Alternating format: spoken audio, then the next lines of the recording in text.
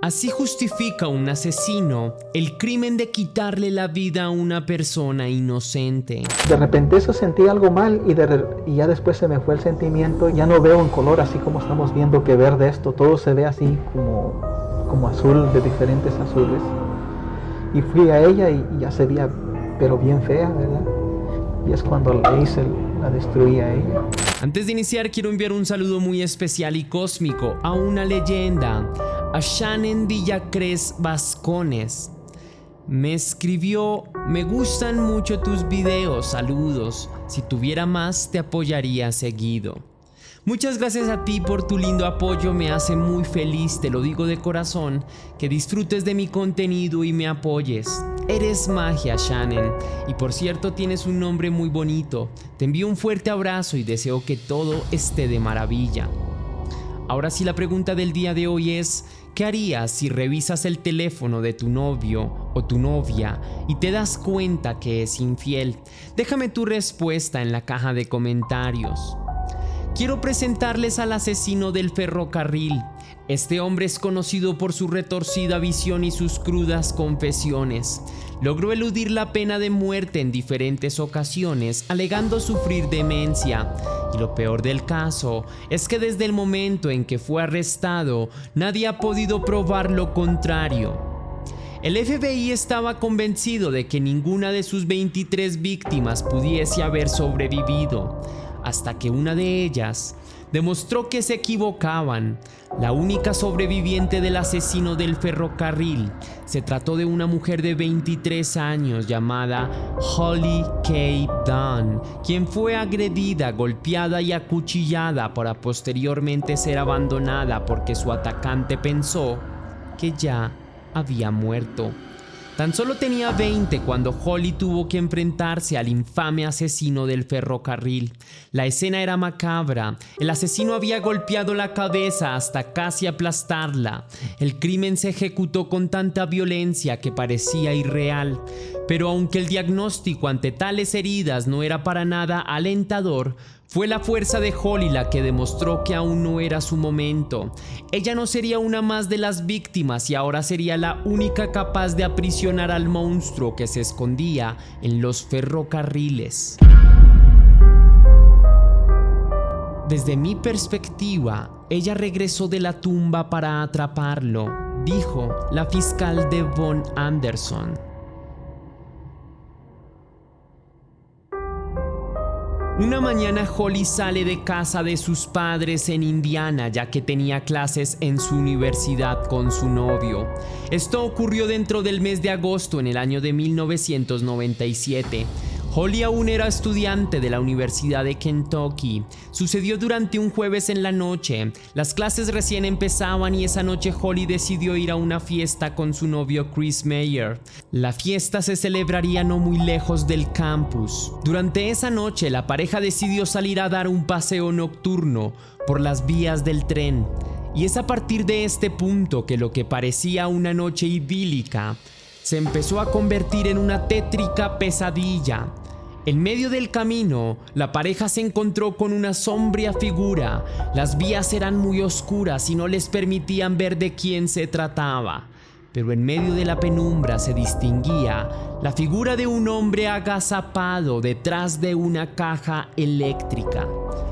A medida que la pareja se acercaba, sintieron cómo aquel hombre dirigió una mirada penetrante y desafiante.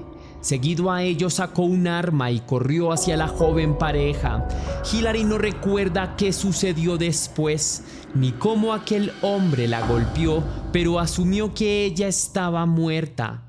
Durante el asalto, Hillary pasó por algo mucho más grave que un golpe que la dejó noqueada. Lo que realmente sucedió durante esa noche sería revelado en años posteriores durante el juicio de su atacante. Cuando ella logró retomar su conciencia, se percató de que su novio aún seguía en el suelo, pero a diferencia de ella, él no respondía, así que tuvo que dejarlo allí e intentó salir a buscar ayuda por su cuenta. Y fue aproximadamente sobre las 2:45 de la madrugada que Holly logró contactar a un equipo de paramédicos para comentar lo que había sucedido. Holly había caminado bastante hasta que llegó a la casa de Chad Goetz, otro estudiante quien estaba haciendo cosas académicas hasta tarde, y fue en ese momento que vio cómo una mujer llena de sangre irrumpió en su casa. La mujer parecía haber salido de una batalla de boxeo y era tanta la sangre que se deslizaba por su rostro que lo único que Chad podía pensar es que estaba a punto de morir. A pesar de que Holly tenía la mandíbula rota, ella aún podía hablar. Después de acostarse, ella dijo en reiteradas ocasiones que su novio aún estaba en las vías. Poco después de compartir esta vital información, Chad realizó la llamada y con ello llegaron los policías y los paramédicos para revisar a Holly. Cuando los profesionales ingresaron por la puerta, las primeras señales con las que se encontraron fueron un gran rastro de sangre seca y las heridas eran tan graves en su rostro que ponían en evidencia una gran deformidad en la mandíbula y lo que parecía una herida con un arma punzante en su cuello. Holly se encontraba en muy mal estado y había sido víctima de agresión íntima, pero en el chequeo solo informó sobre sus heridas. Su afán era dar rápidamente los detalles más superficiales y que el cuerpo de detectives fueran a buscar a Chris.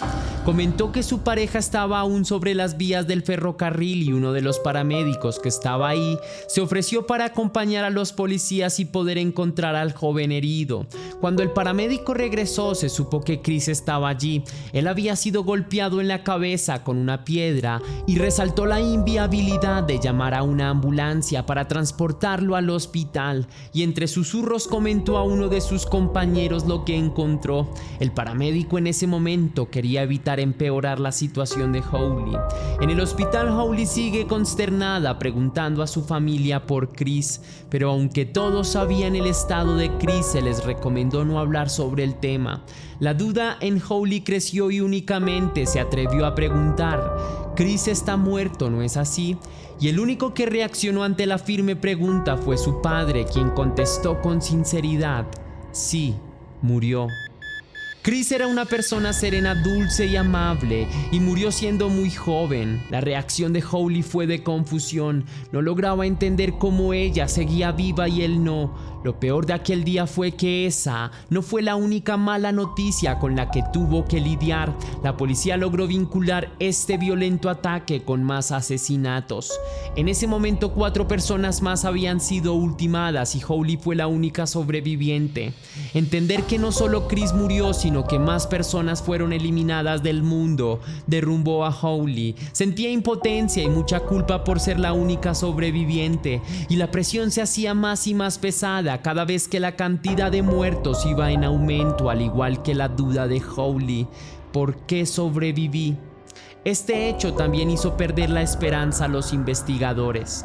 Para este punto todos sabían que aquel delincuente no se detendría y su modalidad de moverse a través de los ferrocarriles lo hacía impredecible. No podía ser monitoreado, es decir, hay más de 1000 trenes y millones de vías en todo el territorio americano.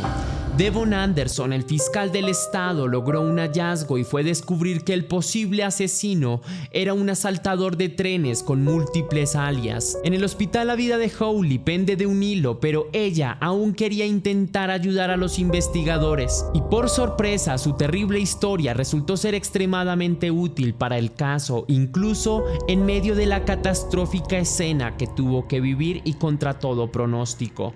Holly logró tomar notas mentales de todo lo que pudo recordar sobre la apariencia de su atacante. Su análisis fue meticuloso e intentó recordar cada tatuaje, cada cicatriz, cada detalle del rostro, cada rasgo distinguible del cuerpo por si sobrevivía. Ser ella la que ahora iba por él. A pesar de estar desfigurada y gravemente herida, sobrevivió, pero pasaría un buen tiempo antes de que pudiese llamarlo. 3 años Tuvieron que pasar 9 víctimas hasta que el FBI logró identificar al perpetrador de tan aberrantes crímenes. El hombre es identificado como Ángel Maturino Reséndiz, un delincuente de Puebla, en México, que recientemente fue capturado cruzando la frontera de Estados Unidos. La única razón por la que pudieron atraparlo fue por la descripción de tatuajes y cicatrices dadas por Hawley años antes. Los bocetos y las descripciones generales no habían sido de utilidad, debido a que siempre cambiaba de apariencia después de matar a alguien. Ahora que se conocía su identidad, se logró hacer que su hermana lo persuadiera para que se entregara a cambio de una evaluación psicológica. Pero lo que no se sospechó era que aquel hombre ya estaba planeando su defensa. La locura sería su defensa lógica, porque eso justificaría el porqué de sus acciones. Eso era lo más preocupante del caso, que los miembros del jurado le ayudaran a lavarse las manos, justificándose bajo el argumento de que nadie podría hacer lo que él hizo en sano juicio. Para cuando Hawley se enteró de la noticia de la captura de su atacante, sus traumatizantes recuerdos llovieron tempestad sobre ella. Por un lado, era una sensación aliviante, pero por otra parte aún se sentía muy aterrorizada.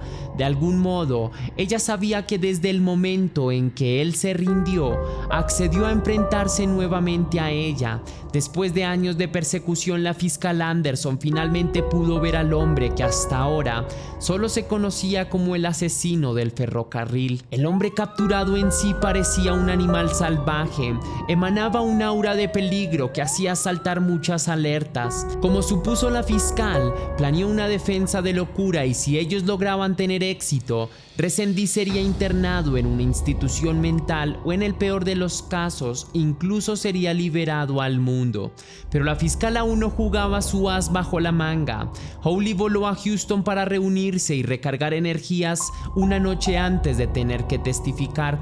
Pero el horror nocturno la abrumaba. En medio de la noche ella se despierta gritando y llorando frenéticamente. Le preocupaba muchísimo tener que volver a ver a la bestia. Minutos antes de que el juicio empiece, la fiscal Anderson se toma unos minutos para hablar con Hawley, quien ahora expresa del pánico. Lo primero que recuerda es escuchar: ¿estás bien? ¿Estás lista? A lo que ella contesta sí, y la fiscal recomienda a Hawley: sabes que él va a estar ahí adentro mirándote. No lo mires, solo mírame a mí, no lo mires hasta que yo te lo pida. Le da un último abrazo y señala las puertas por las que debe ingresar. A decir verdad, ese día Hawley necesitó reunir bastante coraje para entrar en la sala tribunal y enfrentarlo. Anderson decidió presentar a la joven víctima como el último testimonio del juicio. Era la última esperanza, la única sobreviviente capaz de convencer al jurado. Cuando en el juzgado se entró a hablar sobre las personas asesinadas, siendo la mayoría atacadas dentro de su propia casa, quería que fuese el momento correcto para que Hawley testificara. Entonces, cuando ella subió al estrado, el jurado ya estaba preparado. Ellos ya habían escuchado los tétricos detalles de cada uno de los asesinatos que se lograron resolver hasta ese momento. Hawley se sienta en la silla del tribunal para presentar su declaración y acató el consejo de Anderson. No miró al agresor, fijó toda su atención en Anderson. Por su parte, Anderson abrió el tema con una pregunta muy inusual: ¿qué hiciste el fin de semana? Pero detrás de esta pregunta estaba la oportunidad para empoderar y demostrarle a Reséndiz que ella era mucho más valiente y fuerte de lo que él era. Hawley se emocionó y comenzó diciendo: me gradué de la universidad, lanzando su primera estocada al asesino, recordando que ese hombre no pudo destruir su vida. Finalmente Hawley compartió su historia públicamente. Como antes, tenía que mantenerse en secreto para la investigación, hasta que entró en los detalles ocurridos durante la noche del violento ataque. Después de explicar que Resendiz primero pidió dinero antes de obligarlos a arrodillarse frente a él, hizo que Chris se arrodillara y comenzó a revisar su mochila. Ella pensó que solo se trataba de un ladrón que estaba buscando dinero, pero lo que realmente hacía era atar las manos a la espalda con su mochila. En ese momento, con arma en mano, le quitó el cinturón a Hawley y le ató las manos a la espalda. Arrastró a Chris hacia la hierba junto a las desoladas vías del ferrocarril. Con la atención de Resendiz puesta sobre Chris, Holly podría haberse levantado para salir corriendo de ese lugar, pero ella no iba a dejar a Chris. Holly recuerda cómo él rasgaba una camisa para amarrar sus piernas. También ató las piernas de Chris y luego empezó a hacer bromas sobre ellos. Chris le había dicho a ella que si tenía la oportunidad de correr que lo hiciera, pero ahora Hawley no podía soltarse las piernas, así que la idea de correr era imposible. Hawley no sabía cuánto tiempo pasó desde ese momento hasta que el atacante regresó con una roca. Era tan pesada que aquel hombre tenía que sostenerla con las dos manos. Se estima que el peso de aquella roca era de aproximadamente unos 25 kilogramos. Luego recuerda cómo se acercó por la espalda de Chris y simplemente la soltó encima de él. Fue una imagen de pesadilla. Realmente no entendía lo que estaba sucediendo. Hawley, en medio de su confusión, escuchó un fuerte sonido. Se trataba del último estertor que invoca a la muerte. Fue un último aliento. Eso la aterrorizó. Después de asesinar a Chris, Resendiz volvió su mirada hacia Hawley y por la manera en que se quedó mirándola, ella supo que tenía un plan aún más retorcido. Pero ella intentaría luchar contra él. El hombre se subió encima de Hawley, intentaba accederla íntimamente, pero ella aún se defendía tratando de patearlo, de golpearlo. Pero aquel monstruo apuñaló su cuello y dijo: «Mira cuán fácil es asesinarte». Fue en ese momento en que sucedió. Resendiz agredió físicamente y abusó íntimamente de Holly. Después de haber logrado su cometido, intentó asesinarla. La mente de Hawley, en un acto defensivo y de supervivencia, se apagó por completo. Fue golpeada con tanta brutalidad que la intención era la de asesinarla. Allí tendida sobre el suelo, Resendiz creyó haberla asesinado. Hawley recibió todo el peso de aquella tortura, tanto física, íntima y psicológica, sin entender por qué le tocó vivir todo esto a ella. Con la declaración sobre el relato, Hawley terminó su testimonio. Toda la sala del tribunal percibió un cóctel de disgusto, incredulidad y tristeza, y en ese momento la fiscal Anderson miró a los ojos de Hawley. Ella sintió orgullo por ver el valor desplegado por Hawley. Tan emocionada estaba que algunas lágrimas se deslizaron sobre sus mejillas. En la audiencia hubo una tristeza que llenó de lágrimas los ojos de la fiscal y de los jurados. Por fin, una persona se había enfrentado al monstruo de Resendiz. Superada la conmoción del momento, la pregunta que por fin podría sentenciar al caos sembrado por el asesino del ferrocarril, para ella todo lo demás se había ido acumulando hasta ese momento, y fue el momento indicado para lanzar la pregunta que enterraría de una vez por todas al asesino. Y la pregunta de Anderson fue: ¿podrías identificar al acusado, Hawley? ¿Qué lleva en este momento?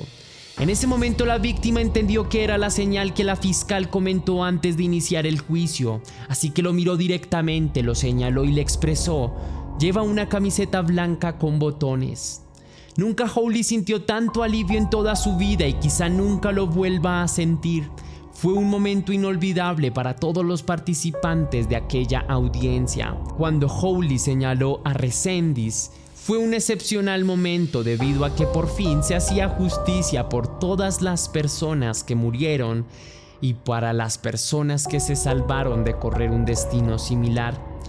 Hawley hacía lo justo, pero sintió que sus oídos se metían en su cabeza y su temperatura corporal se empezó a elevar, y siente que está a punto de desmayarse.